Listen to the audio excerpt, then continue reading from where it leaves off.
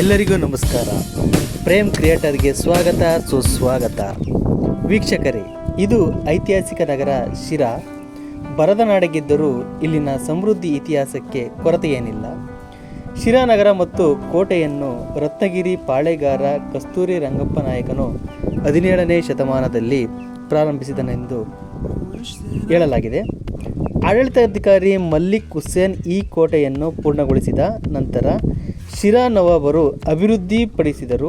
ಈ ಕೋಟೆ ಗೋಡೆಯು 7 ಮೀಟರ್ ಎತ್ತರವಿದ್ದು 2.13 ಮೀಟರ್ ದಪ್ಪವಿದೆ. ಕೋಟೆಯ ಉತ್ತರ ದಿಕ್ಕಿನಲ್ಲಿ ಪ್ರವೇಶ ದ್ವಾರವಿದೆ. ಒಳಗಿನ ಆವರಣವನ್ನು ತಲುಪಲು 3 ದ್ವಾರಗಳಿವೆ. ದಿಡ್ಡಿ ಬಾಗಿಲು, ದ್ರಾವಿಡ ಶೈಲಿಯ ಕಂಬಗಳ ಬಾಗಿಲು, ದಕ್ಷಿಣ ಕೋಟೆಯ ಗೋಡೆಯಲ್ಲಿರುವ ಬಾಗಿಲು, ಕೋಟೆಯ ಒಳಗಡೆ ಬಾವಿ, ವಸತಿ ಗೃಹಗಳು, ಮದ್ದಿನ ಮನೆ, ಕಣಜಗಳು ಹಾಗೂ ದೇವಾಲಯದಂತಹ ಕಟ್ಟಡಗಳಿವೆ. ಶಿರಾ ನಗರವು ಬ್ರಿಟಿಷ್ ಆಡಳಿತದ್ದಕ್ಕೂ ಮೊದಲು ದಕ್ಷಿಣ ಭಾರತದ ಒಂದು ಬಹುಮುಖ್ಯ ಯುದ್ಧ ತಾಂತ್ರಿಕ ನಗರವಾಗಿತ್ತು. ಈ ಐತಿಹಾಸಿಕ ಕೋಟೆಯು ಶಿರಾ ದೊಡ್ಡ ಕೆರೆಯ ಪಕ್ಕದಲ್ಲೇ ಸ್ಥಾಪಿಸಲಾಗಿದೆ. 1638ರಿಂದ 1687ರವರೆಗೆ ಶಿರಾ ಪ್ರಾಂತ್ಯವನ್ನು ಬಿಜಾಪುರದ ಅರಸರು ಆಳಿದರು. 1686ರಲ್ಲಿ ಮೊಘಲರ ವಶವಾಗಿದ್ದು ಫೌಜದಾರಿ ಕೇಂದ್ರವಾಯಿತು. ನಂತರದ ದಿನಗಳಲ್ಲಿ ಹೈದರಾಲಿಯಿಂದ ಆಳಲ್ಪಟ್ಟಿತು.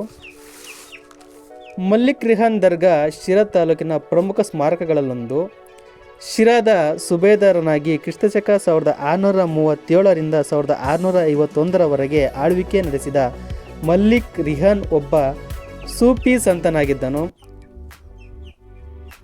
ಯೆಹಾನನು ತಾನು ಮರಣ ಹೊಂದಿದ್ದಕ್ಕೆ ಮೊದಲೇ ಕ್ರಿಸ್ತಶಕ 1651ರಲ್ಲಿ ಈ ಚೌಕಾಕೃತಿಯ ಕಟ್ಟಡವನ್ನು ತನಗಾಗಿ ನಿರ್ಮಿಸಿಕೊಂಡಿದ್ದು, ತಾನು ಮರಣ ಹೊಂದಿದ ಮೇಲೆ ಅಲ್ಲಿಯೇ ಉಳಬೇಕೆಂಬ ಆಶಯ ವ್ಯಕ್ತಪಡಿಸಿದ್ದರಿಂದ ಅಲ್ಲಿಯೇ ಸಮಾಧಿ ಮಾಡಲಾಗಿದೆ. ಸುಂದರವಾದ ಗುಮ್ಮಟವನ್ನು ಹೊಂದಿರುವ ಈ ದರ್ಗಾದ 4 ಮೂಲೆಗಳಲ್ಲಿ ಪಾರ್ಷಿಯನ್ ಶೈಲಿಯ ಸ್ತಂಭ ಗೋಪುರಗಳಿವೆ. ಪೂರ್ವ, ಉತ್ತರ ಮತ್ತು ದಕ್ಷಿಣ ದಿಕ್ಕಿನಲ್ಲಿ ಮೆಟ್ಟಿಲುಗಳಿವೆ. ಮಧ್ಯದಲ್ಲಿರುವ ಮಲ್ಲಿಕ್ ರಿಹಾನ್ ಗೋರಿಗೆ 4 ಬಾಗಿಲುಗಳಿವೆ. ಒಂದು ಬಾಗಿಲು ಉರುಸ್ ಆಚರಣೆ ಸಂದರ್ಭದಲ್ಲಿ ಮಾತ್ರ ತೆರೆಯಲಾಗುತ್ತದೆ. ಈ ಕಟ್ಟಡದ ಗೋಡೆಗಳಲ್ಲಿ ವರ್ಣರಂಜಿತ ಚಿತ್ರಗಳಿದ್ದು ಆಕರ್ಷಣೀಯವಾಗಿವೆ. ಕಗ್ಗಲಡು ಪಕ್ಷಿಧಾಮ ಬಣ್ಣದ ಕೊಕ್ಕರೆಯ ಪಕ್ಷಿ ಸಂಕುಲಗಳಲ್ಲಿ ವಿಶಿಷ್ಟ ಜೀವಿಗಳು. ಅಪಾಯದ ಅಂಚಿನಲ್ಲಿರುವ ಈ ಪಕ್ಷಿಗಳು ಭಾರತ, ಪಾಕಿಸ್ತಾನ, ಬರ್ಮಾ, ಬಾಂಗ್ಲಾದೇಶ, ಶ್ರೀಲಂಕಾದಲ್ಲಿ ಕಂಡುಬರುತ್ತದೆ.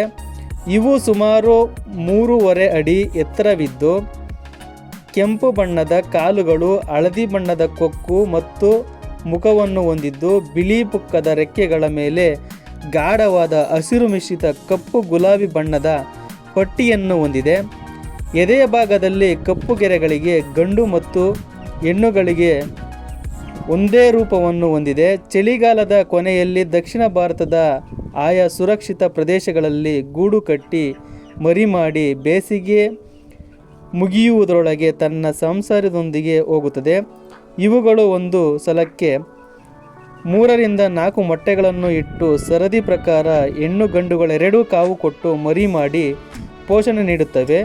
ಇವುಗಳ ಮುಖ್ಯ ಆಹಾರ ಮೀನು, ಕಪ್ಪೆ. ಇವುಗಳು ದೂರದ ಸುರಕ್ಷಿತ ಪ್ರದೇಶಗಳಿಗೆ ವಲಸೆ ಹೋಗುತ್ತವೆ.